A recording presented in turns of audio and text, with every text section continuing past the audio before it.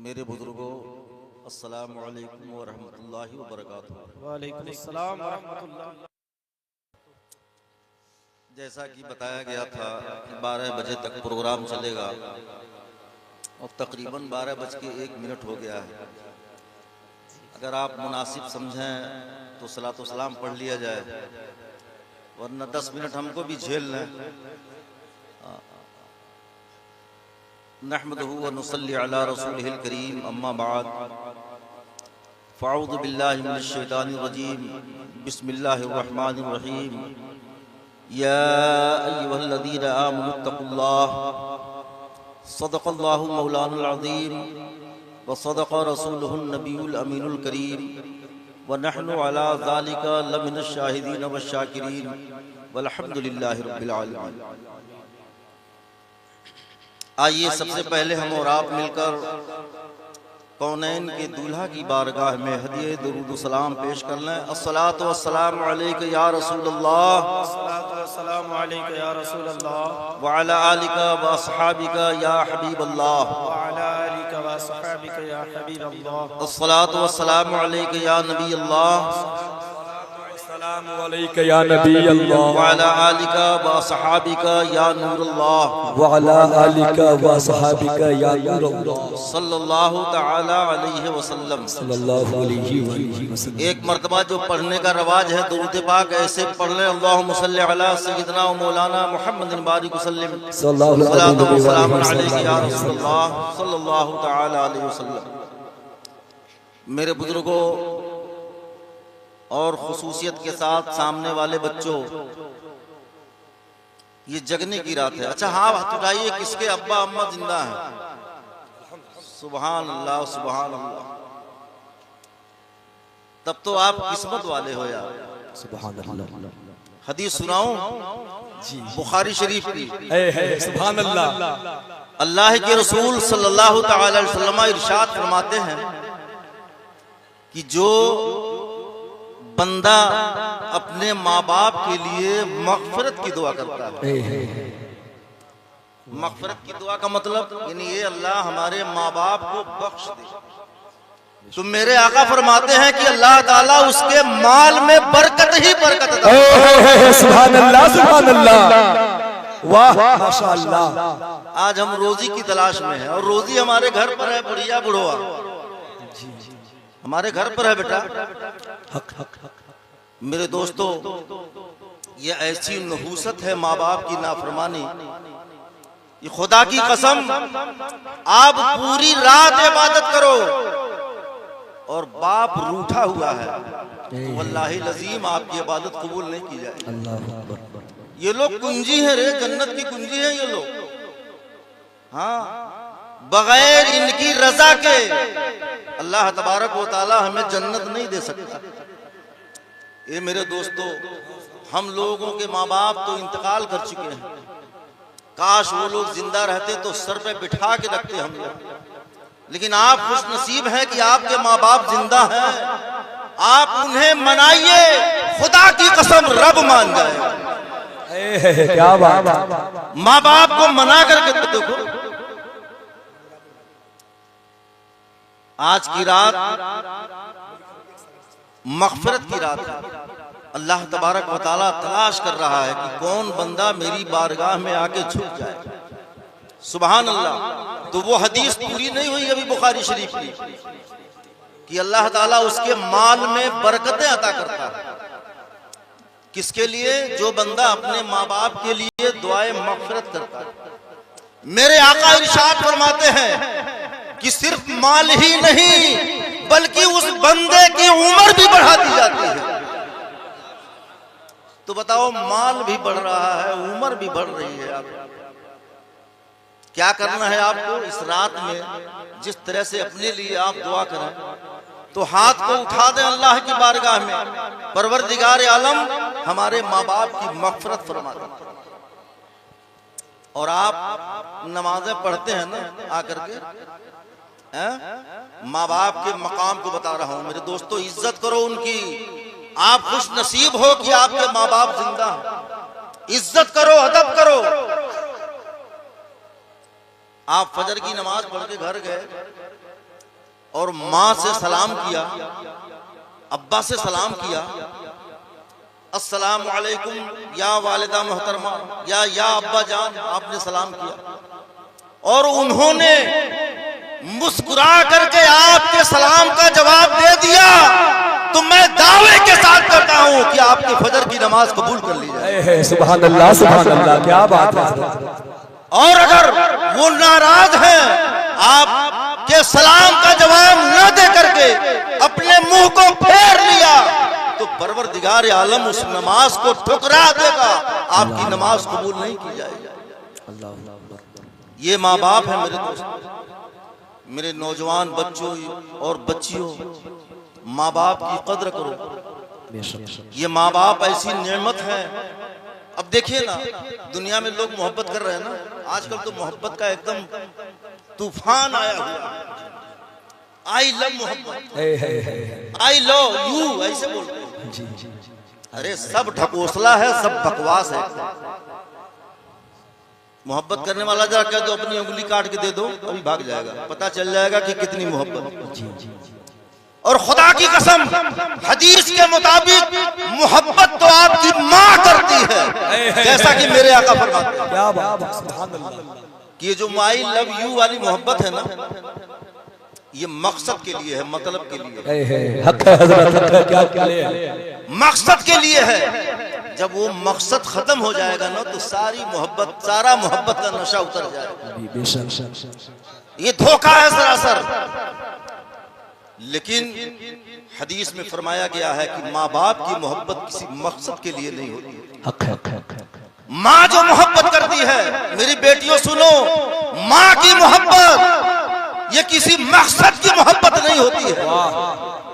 ऐसा नहीं है कि बेटी हमको कमा के खिलाएगी, ऐसा नहीं है। लेकिन माँ का दिल जो है एक अपने बेटी और बेटे के सांस में बसती है। ये मोहब्बत माँ बाप की होती है। आप कहते हैं ना मोहब्बत करते हैं, फलाने हमसे मोहब्बत करते हैं, ये हमसे मोहब्बत करते हैं, ये सब ठकोसला बकवास है मेरे दोस्त। कोई मोहब्बत नहीं, ये सिर्फ धोखा है। मोहब्बत तो उसे कहते हैं कि जो इमाम हुसैन ने करबला में जान दे करके हमसे मोहब्बत किया। आप उंगली कटवा लो किसी से मोहब्बत करने वाले से, कि जरा सा एक कानी उंगली काट के हमें दे दो, वो भाग जाएगा, पता चल जाएगा कितनी मोहब्बत करता है। और सुभान अल्लाह, मोहब्बत तो उसे कहते हैं जिसे जाने रहमत बोलते हैं। क्या बात। माँ की मोहब्बत का भी एक हद है। माँ की मोहब्बत तो है, लेकिन जाने मोहब्बत नहीं है, जाने रहमत नहीं है। आप इंतकाल कर गए, कब्र में दफना करके आया गया, लेकिन माँ आपके कब्र में नहीं जाएगी। ये मोहब्बत दुनिया ही में खत्म। लेकिन सुभान अल्लाह, मोहब्बत तो इसको कहते हैं। मेरे आला हजरत फरमाते हैं, मुस्तफा जाने रहमत पे लाखों सलाम। उनको जाने रहमत क्यों कहा जाता है? इसलिए कहा जाता है कि मेरे आका अपने उम्मती से दुनिया में भी मोहब्बत करते हैं, कब्र में भी मोहब्बत करते हैं, मैदान महशर में भी मोहब्बत करेंगे। वाह सुभान अल्लाह। नारे तकबीर, नारे रिसालत, बज़्मे मुस्तफा, मोहब्बते मुस्तफा, शाने मुस्तफा, मुफ्ती तैयब अली रज़वी नक्शबंदी। नारे तकबीर, नारे रिसालत, वाह लाजवाब। इसलिए सरकार आला हजरत फरमाते हैं, मुस्तफा जाने रहमत पे लाखों सलाम, शमए बज़्मे हिदायत पे लाखों सलाम। मेरे दोस्तों, मेरे बच्चों और मेरी बेटियों, सुनो, मोहब्बत दो तरह की से होती है, दो तरह से। जो हकीकी मोहब्बत होती है ना, तो उस पर अल्लाह की रहमत होती है। और जो नकली मोहब्बत होती है ना, तो उस पर अल्लाह की रहमत नहीं होती है, उस पर नहूसत होती है। मसलन आपने या हमने या हमारे लड़कों ने, हमारी बेटियों ने जो मोहब्बत किया है किसी से, तो उस मोहब्बत की नहूसत से जानते हो क्या होता है? बाप भी छूट जाता है, माँ भी छूट जाती है, भाई भी अलग हो जाता है, सारे रिश्तेदार अलग हो जाते हैं। रब की तरफ से वो नहूसत आती है कि सारी दुनिया छूट गई और जो मोहब्बत अल्लाह के लिए की जाती है उस मोहब्बत में भाई भी होता है, बाप भी होता है, माँ भी होती है, अपना परिवार भी होता है, घर और खानदान भी होता है। हक है, क्या बात, क्या पैगाम है। दुनियादार से मोहब्बत किया आपने, सब के सब छूट गए, बाप भी मुखालिफ बन गया, माँ भी मुखालिफत कर रही है, बहन भी अलग हो गई, भाई भी जुदा हो गया, लेकिन वही मोहब्बत आपने अल्लाह के लिए किसी दीनदार से कर लिया, अल्लाह वाले से कर लिया, तो परवरदिगार आलम उस मोहब्बत के बदले ये इनाम देता है कि माँ की मोहब्बत भी दिल में जागुजा है, बाप की मोहब्बत भी दिल में है, भाई की मोहब्बत भी दिल में है, सारे रिश्तेदारों की मोहब्बत। जिंदाबाद जिंदाबाद। और आज हम दुनियादारों से मोहब्बत करके अपनी माँ को अलग कर देते हैं, बाप को अलग कर देते हैं, भाई को जुदा कर देते हैं। मेरे बच्चों, कभी ऐसा काम ना करना, कभी ऐसा काम ना करना। हजरत निजामुद्दीन औलिया रहमतुल्लाह ताला अलैह को आप जानते होंगे, जानते हैं ना? बलुआ के रहने वाले हैं। कहाँ के रहने वाले हैं? दिल्ली में आस्थाना है आपका, बड़े पाए के वली है, यानी वलायत के पहाड़ हैं वो। महबूबे इलाही निजामुद्दीन औलिया रहमतुल्लाह ताला अलैह। बाद लोगों का कहना है कि जो ख्वाजा की बारगाह में जाएगा वो निजामुद्दीन औलिया की बारगाह में जाएगा, और हक है ऐसा, एकदम हक है। एक हमारे क्लास फेलो है मौलाना असगर साहब रायबरेली, वो गए रमजान शरीफ में दिल्ली चंदा करने मदरसे का, तो एक चादर खरीदे और वहीं निजामुद्दीन औलिया महबूबे इलाही के बगल में उनके सेहन में अमीर खुसरू का मजार था। सुभान अल्लाह। तो वहाँ लोग कहते हैं कि जो अमीर खुसरू की बात, जो निजामुद्दीन औलिया की बारगाह में जाता है वो पहले अमीर खुसरू की बारगाह में जाता है। वाह वाह सुभान अल्लाह, क्या बात। क्योंकि निजामुद्दीन औलिया के बड़े चहीते थे अमीर खुसरू। वाह, हक है। तो मौलाना असगर साहब ने एक चादर खरीदी और कहा कि ये सब गलत है और मैं अमीर खुसरू की बारगाह में नहीं जाऊंगा, पहले निजामुद्दीन औलिया की बारगाह में जाके चादर चढ़ाऊंगा और फिर जो है अमीर खुसरू की बारगाह में आऊंगा। ये वो सोच करके एक चादर लिए और चले गए वहां पर बारगाह में। चादर सहन में रखी, टोपी उतारी, बैठ करके वजू करने लगे। वजू करके आए और मज़ार शरीफ पे चादर चढ़ा दिया। हजरत सच्चा वाकया, जी चादर चढ़ा दिया और चादर चढ़ाने के बाद फातिहा पढ़ रहे हैं। जब फातिहा पढ़ने में उनकी निगाह जब कतबे पर गई जो सिरहाने लिखा हुआ था, तो लिखा हुआ है हजरत अमीर खुसरू। वाह सुभान अल्लाह, क्या बात।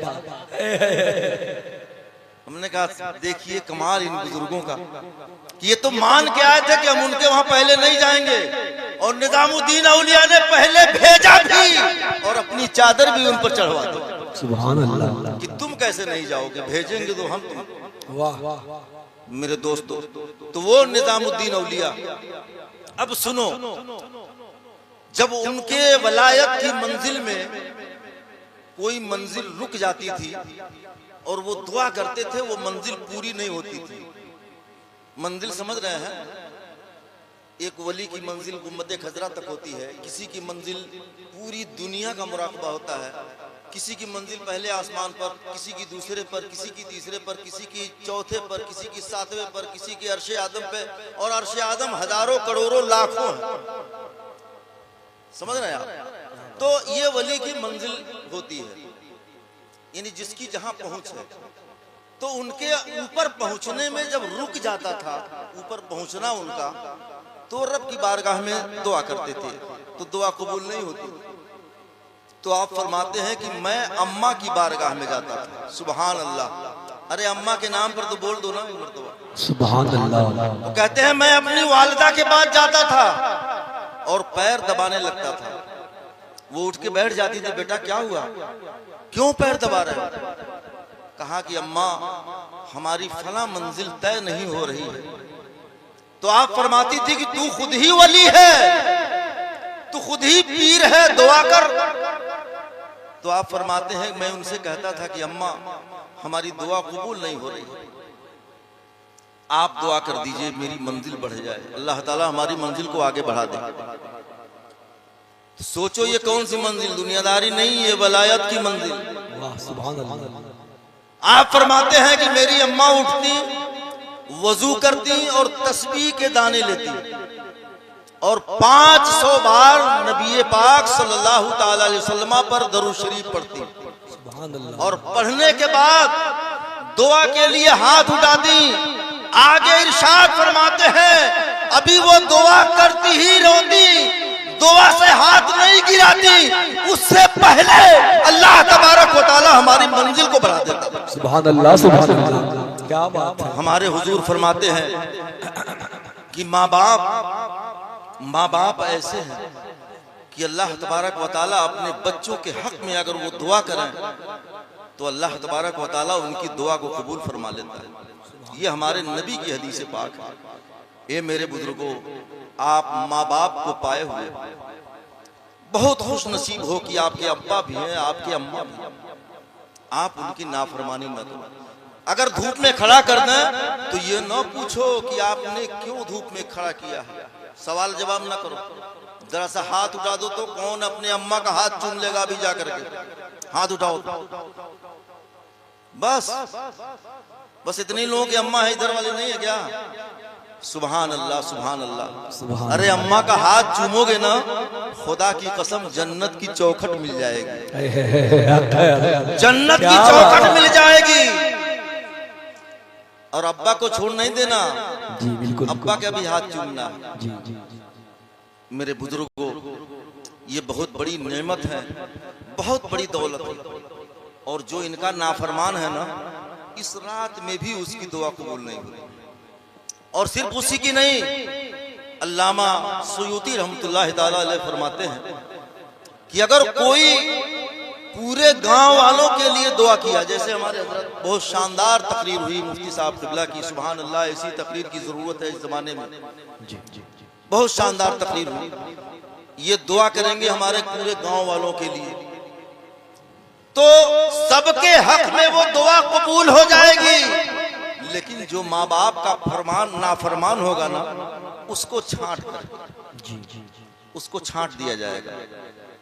मेरे दोस्तों, कितनी नहूसत है माँ बाप की नाफरमानी, कितनी नहूसत। तो ये वादा करके जाओ इस महफिल से कि आज से हम माँ बाप की नाफरमानी नहीं करेंगे। कुरान पाक में है उनको उफ तक ना कहो।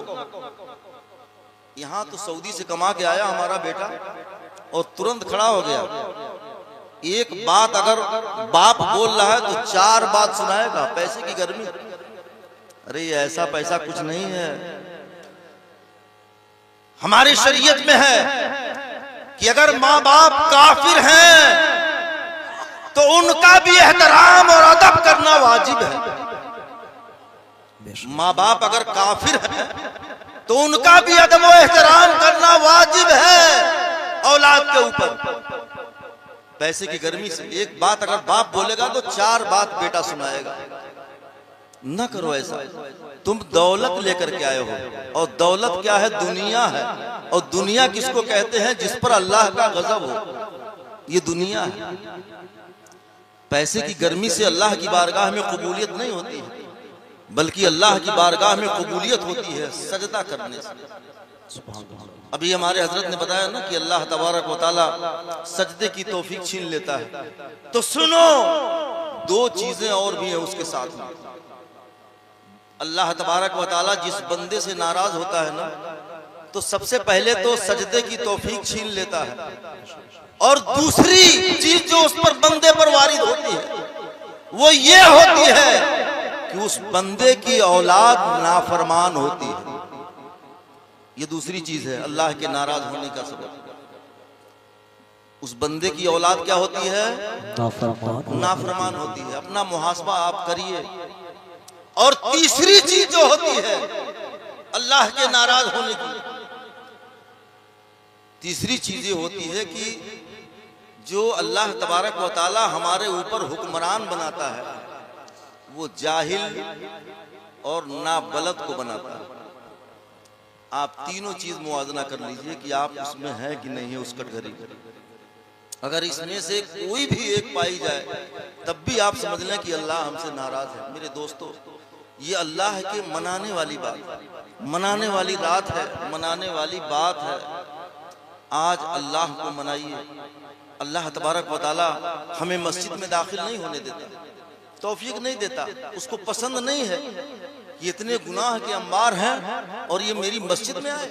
ऐसा नहीं, जुमे के दिन किसी तरह से धक्का प्लेट में दूसरों को देख करके कुछ लोग तो निकल जाते हैं साइकिल में। एक रोज मैं सफर से आ रहा था, अपने गांव के 4-5 लोगों को मैंने देखा कि जो जुमे की नमाज नहीं पढ़ते। कोई साइकिल लेके जा रहा है तो कोई मोटरसाइकिल लेके आ रहा है। तो ये अल्लाह के तौफीक की बात मेरे दोस्तों। और अगर तौफीक मिल गई, जुमे के दिन आप चले भी गए तो फिर वही होगा, आपके दिल में वो घबराहट होगी कि मस्जिद में दिल नहीं लगेगा। और वही होता है, 2 रकात पढ़ करके आप भागते हैं, कितनी जल्दी यहाँ से निकल जाए। बोलो होता कि नहीं होता? वैसा होता कि नहीं होता? दिल नहीं लगता है। ये अल्लाह की तौफीक है, वो तौफीक छीन लेता है, आपके दिल में घबराहट होने लगती है और आपका दिल नहीं लगता। 2 रकात पढ़ के सुन्नत छोड़ के आप निकल जाते हैं, जबकि सुन्नत छोड़ने वाला कभी भी किसी तरह से अल्लाह की बारगाह में कबूल नहीं है। फर्ज अगर छोड़ दिया तो कबूल कर लिया जाएगा, और अगर सुन्नत छोड़ दिया ना तो मरदूद कर दिया जाएगा रब की बारगाह। क्योंकि फर्ज अगर छोड़ दिया, अल्लाह की बारगाह में गिड़गिड़ा लिया तो अल्लाह उसे माफ कर देगा, और सुन्नत छोड़ दिया, रब की बारगाह में गिड़गिड़ाते रहो, मेरा रब कभी माफ करने वाला नहीं। इसलिए मेरे दोस्तों, महबूब की सुन्नत न छोड़ा करो। महबूब तो महबूब है, उनकी सुन्नत छोड़ करके बंदा कभी भी कामयाब नहीं हो सकता। पकड़ करके तो देखो, मेरे आका सल्लल्लाहु अलैहि वसल्लम इरशाद फरमाते हैं कि वजू में, नमाज के लिए जब वजू करो तो मिसवाक कर लिया करो। मिसवाक मेरी प्यारी सुन्नत है। सुभान अल्लाह। वजू के लिए दातुअन करना क्या है? आका की प्यारी सुन्नत है। मेरे आका फरमाते हैं कि जो वजू मिसवाक से किया गया है और उस वजू से नमाज पढ़ी गई तो सिर्फ एक नमाज का नहीं बल्कि 27 नमाज का सवाब अता किया जाएगा। सुभान अल्लाह, सुभान अल्लाह। आपने जोहर की नमाज पढ़ी, वजू कर लिया, मिसवाक के साथ वजू किया। क्या किया? मिसवाक के साथ। तो आपने 27 जोहर पढ़ने का सवाब आपको मिला, आपके नामाए अमाल में लिखा। एक जोहर नहीं बल्कि 27 जोहर। इसको कहते हैं सुन्नत। इसको क्या कहते हैं? सुन्नत। फायदा ही फायदा है। आप वजू करने बैठे, बिस्मिल्लाह नहीं पढ़े और वजू कर लिया तो आपका वजू हो जाएगा, आपका वजू हो जाएगा। बोलो ना भाई, आपका वजू हो जाएगा। आप नमाज पढ़ें, कुरान पढ़ें, कुछ भी करें, वजू आपका हो गया। लेकिन सुन्नत का फायदा मैं बता रहा हूं। अगर बिस्मिल्लाह पढ़ लिया तो हमारे इमाम, सुन्नियों के इमाम, फतावा रज़विया जिल्दे 2 में इरशाद फरमाते हैं कि जिसने बिस्मिल्लाह पढ़ के वजू किया उसके गुनाह सगीरा भी माफ कर दिए गए और गुनाह कबीरा भी माफ। सुभान अल्लाह, सुभान अल्लाह।